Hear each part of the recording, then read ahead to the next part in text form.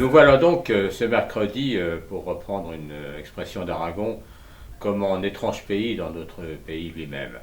Ce matin, nous étions sous le coup, presque abasourdis par cette interdiction de manifestation, une interdiction qui n'avait pas eu lieu depuis la guerre d'Algérie et précisément depuis 1962 et la terrible manifestation de Charonne. On était sous le coup de cette décision d'un pouvoir finalement qui semble, si ce n'est aux abois, mais qui est de toute manière est véritablement en difficulté. Pourquoi?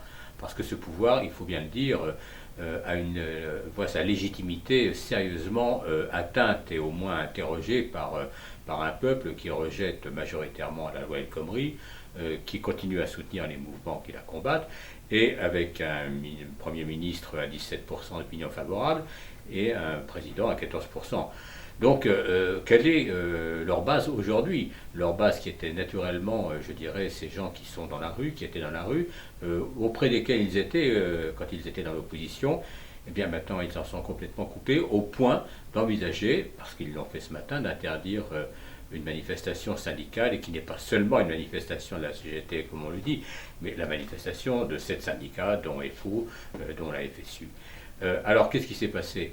On voit bien que la manipulation, quelque part, elle a échoué. Bien sûr, le gouvernement s'est servi des casseurs, des déprédations qui ont eu lieu pour tenter de justifier cette interdiction. Ça ne marche pas.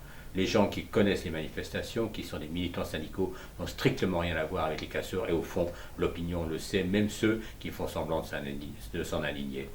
Alors voilà, le gouvernement vient de changer d'avis. On nous annonce aujourd'hui que la manifestation aura lieu. C'est une chose qu'il faut saluer, en se disant, comme le disait Rousseau dans le contrat social, qu'en dernière instance, le peuple est le souverain.